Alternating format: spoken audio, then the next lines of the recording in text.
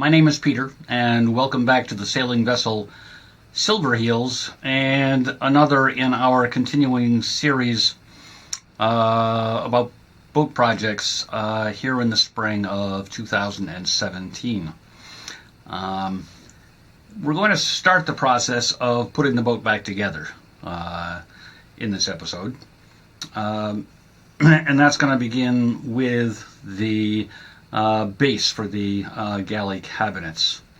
Now, we've run all of the wires, I'm pretty sure, that need to run under there.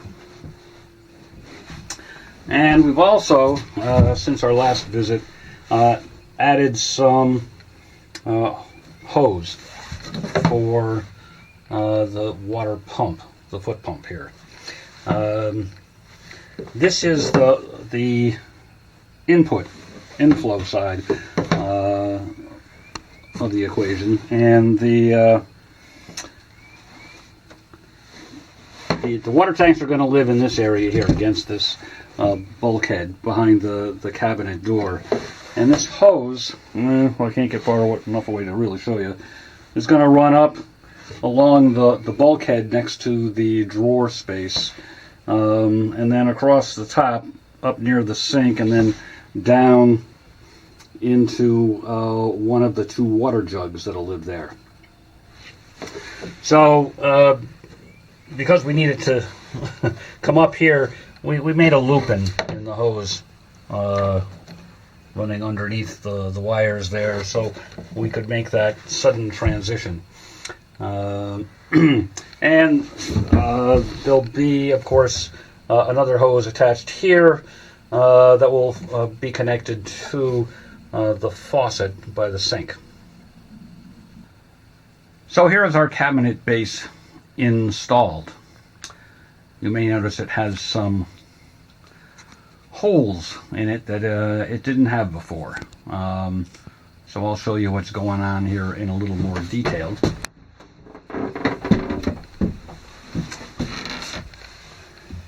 This notch was here before, behind the icebox.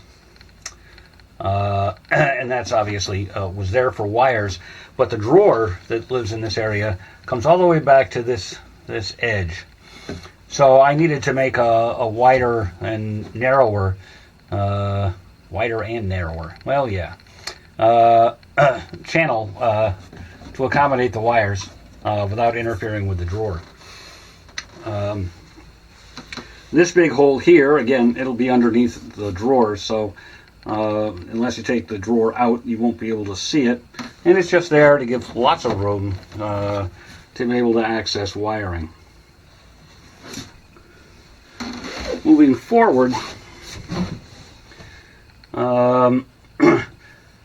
we've cut out a space for the foot pump. The foot pump does come up above the level of the cabinet base, and so of course the bottom drawer had to be configured to accommodate that. This should allow access to the pump, so it could be removed if necessary and serviced. And then there's more access for wires. Here's the in-feed side hose, as I said, and there's a partition here, as you'll recall, so that'll come right up along that partition. And the outflow hose goes through a little notch back here, and that'll go up to the faucet. And we've made another little access hatch, again, access to wires and plumbing. And up forward, we've got some mistakes. Wouldn't want you to think I never made mistakes. This is the hole that Stan put in the boat or his crew, for the hose feeding the faucet from the water tank under the V-berth. And then I added a couple of holes because I thought I was going to route these hoses a different way, but then changed my mind. So I've got a bunch of holes there, but you won't really be able to see those once everything's in place. And another set of mistakes, we've got the base unit screwed down to our new stringers, and we drilled holes for that, but we also drilled some holes. I measured from the front of the fiberglass stringer back to where I wanted the hole, and then didn't compensate for the fact that we have 2 inches of overhang here. So we have whole set of holes that were drilled in the wrong place, and then I had to re-drill holes in the right place. But fortunately, both the good holes and the bad holes will be covered up when we install the rest of the cabinetry. We're going to take a break from installing Galley cabinetry to move on to the subject of installation of our new depth, speed, and water temperature apparatus. So we'll start by taking a look at the unit itself. So here is the unit itself. Not much to see, really. Little paddle wheel for speed. And this is actually made by a company called Airmar, but they apparently don't sell their products directly to the general public for the most part. So this one actually came in a box that was labeled Furuno. And it came with a plug on the end so you could plug it directly into other Furuno equipment, which I don't have, so I cut the plug off, and we'll touch more on wiring later. And this is the through hull for it, which of course will comprise most of the installation problems or challenges. So the challenge is to find a place where the through hull installation will work, both on the inside of the hull and on the outside of the hull. So here on the inside, we know we want to keep it away from the keel, but we also have the stringers to worry about. We're going to want it here to port because the head itself, of course, sits over here to starboard. Now, and I need to be able to eyeball on the outside of the boat where the hole will be approximately, so I can check out there. And the landmark I chose for that is the forward edge of the portholes here in the cabin. So I used a straight edge and measured the distance from the forward edge of the port to the bulkhead for the V-berth area, and then aft on the stringers the same distance to give me these marks, and then a mark on the hull itself. And then I went out to the outside of the boat, and again using the forward edge of those ports to estimate the position where the hole would come through the hull. I estimated how far away from the center line did I need to the center of the through hull to be, so that there was a flat space on the hull here, because there's curvature underneath for the keel. And to help me with that, I used a little flat block of wood that's the same size as the flange on the through hull, and I measured that to be 4 inches from the center line. And just to give myself a little wiggle room, this line is actually 4.5 inches, so I've got a half extra inch there, and that'll give me about a half an inch of clearance between the edge of the through hull and the stringer. So we're going to drill the hole. Wish me luck.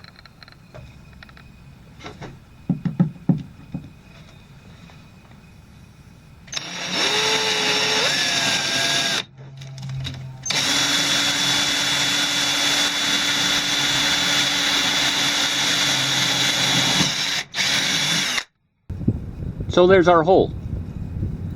And I'm happy to say that our block of wood does fit flat there. So really well away from the keel. So now we'll complete the process using a 2-inch hole saw and sawing from the outside.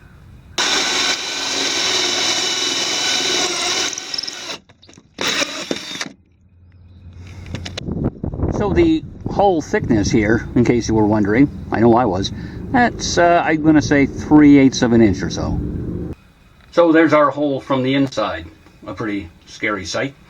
So we're going to clean up the edges, both inside and out, with some sandpaper, and then clean the area immediately around the hole, again inside and out, with a little bit of denatured alcohol.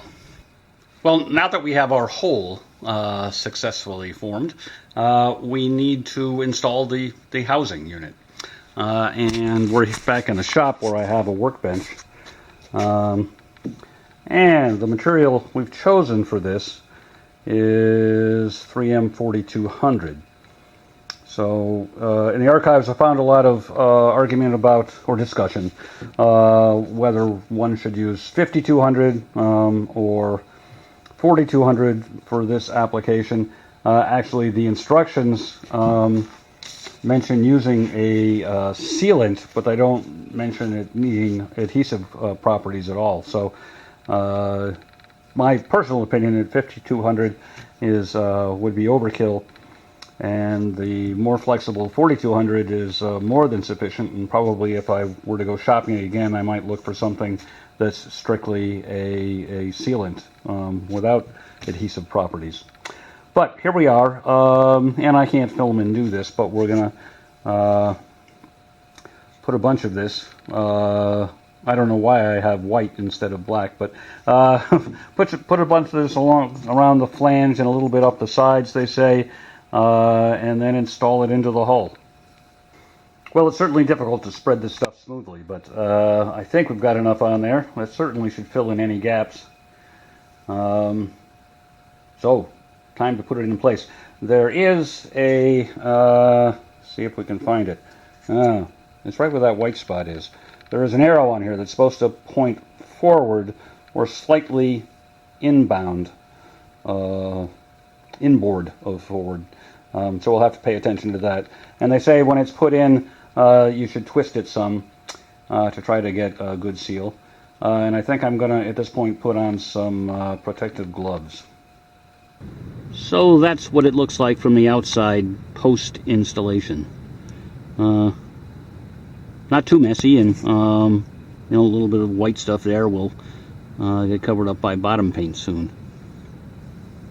Sorry I couldn't film the installation itself, but of course as soon as I started, my fingertips were all covered in 4200, and then I couldn't touch the camera. We'll take a look inside. So that's inside. Nice and neat. The instructions say that for this plastic housing, as opposed to bronze, it should be only tightened hand tight, so that's what we did. I should mention that I was uncertain as to whether the 4200 was going to be sticky enough to hold the unit in place while I ran around from outside the boat to inside the boat to thread on the keeper. But it just stayed in place, and I was able to come inside and tighten it up and do it all single-handed. I did promise I'd get back to the subject of the wiring for the instrument, and when I mentioned that plug I cut off, and here's what's inside the wire. Now, one of the reasons I chose this unit is because the signals that come from it are NMEA 0183 compatible, and I also already have some NMEA stuff. My VHF radio puts out GPS data and AIS data in NMEA format, and the autopilot talks NMEA, and now this will talk NMEA. and I'll talk about the whole NMEA thing probably in another video sometime. But I was concerned about, so I needed the bare wires, not the Furuno proprietary plug. And I did find some documentation on what was in this wiring harness, and it turned out to be really easy. So there's a red and a black wire that are the power wires, red positive of course, and then there's a blue and a white wire for the data signal, and NMEA connections have a plus and a minus as well, and the white wire is NMEA plus and the blue is NMEA minus, and that's all there was to that. I was able to test that out prior to the installation to see if I was going to get the NMEA data, and I was able to get speed by spinning a little paddle and temperature data on my iPad display. So I think that's about all we have to say about the installation of the depth, speed, and temperature instrument. I'm going to let the sealant and adhesive 4200 cure for 24 hours before I go ahead and put the instrument into the housing. And then I'll be able to actually work on reinstalling the head floor, which is important because I need to do that in order to put the compression post in, and I need to do that before I can put the mast up, and on and it goes. So we'll move back to cabinetry work, I think.